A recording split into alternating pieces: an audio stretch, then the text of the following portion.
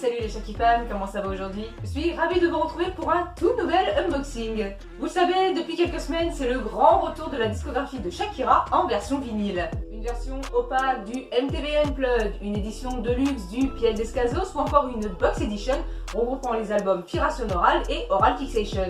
3 vinyles annoncés en l'espace d'un mois. C'est plutôt une bonne nouvelle, non? Alors, bonne nouvelle, oui, mais pas pour tout le monde. Mais ça, on y reviendra plus tard. C'est la seconde édition du vinyle MTV Unplugged, c'est la version mexicaine qui est beaucoup plus opaque que la précédente.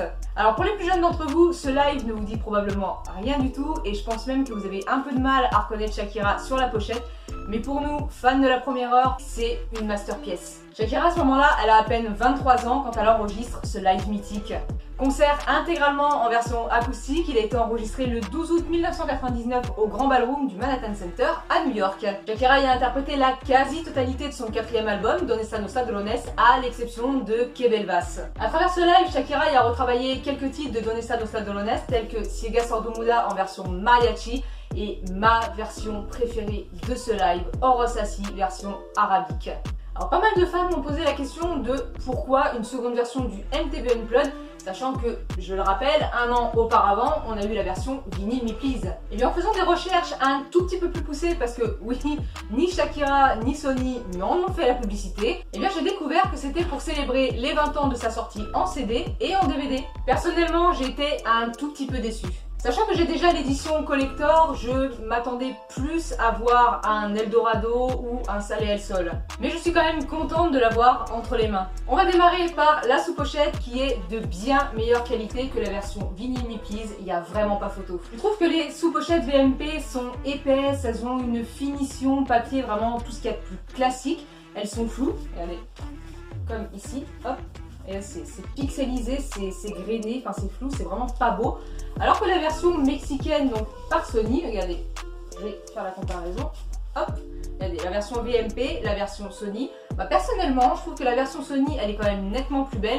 Elle a une finition papier glacé, mais attention quand même de pas trop les manipuler parce qu'elles sont quand même nettement plus fines. Côté illustration, vu qu'il n'y a qu'un seul vinyle, eh bien il n'y a qu'une seule pochette. Photo qui n'apparaît pas sur la version VMP. Elle est magnifique cette photo, elle est pas floue, elle est bien proportionnée.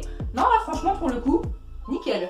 Au verso, vous avez tous les titres qui composent l'album et également, alors ça franchement j'adore quand il y a ce genre d'infos sur les albums, vous avez juste ici des informations super utiles sur les musiciens, en fait toutes les personnes qui ont travaillé sur ce live. On sait vraiment pas qu'il y aurait autant de monde qui travaillerait sur ce projet, et bah j'en apprends encore. Contrairement à la version exclusive de VMP qui contenait 2 vinyles, la version 20e anniversaire, elle, ne contient qu'un seul vinyle.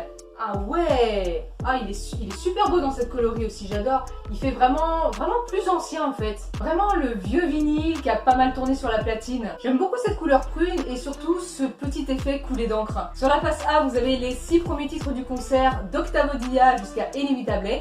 Et sur la face B, vous avez les 5 derniers titres du concert d'Estoyaki jusqu'à Oros Así. Et petit détail sympa, Sony a dissocié le macaron de la face A de la face B.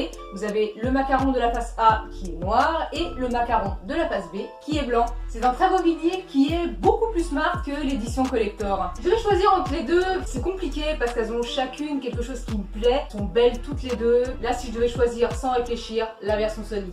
Les pochettes sont plus belles et le vinyle est beaucoup mieux pensé. Sony a quand même réussi à faire tenir tout un concert sur un seul vinyle. Alors que la version VMP, bah eux, je trouvais que c'était un petit peu du gâchis. Par contre, eux, ils ont mis 5 pistes sur un vinyle et 6 pistes sur l'autre. Il est sorti le 3 juin 2022 aux USA et au Mexique dans le plus grand des secrets. Car oui, ni Sony ni Shakira n'en ont fait la promotion. Je ne sais pas pourquoi Sony fait ce genre de choses, c'est stupide vraiment. Entre ça et le fait que des fans mexicains les achètent par lot de 10, 15, 20 et revendent 3 fois plus cher sur eBay, je vous cache pas que je suis super en colère, ouais. Pour les fans qui souhaitent se procurer ce vinyle, sachez qu'il est disponible à partir de 60 € sur le site Discogs. Encore une fois, ne les achetez surtout pas sur eBay, prenez-les plutôt sur Discogs.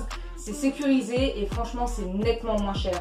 Et voilà, cet unboxing est désormais terminé. Toutes les infos sont dans la description de la vidéo. On se retrouve très prochainement pour un prochain unboxing. Pourquoi pas pour le vinyle Piel Descalzos et Oral Fixation.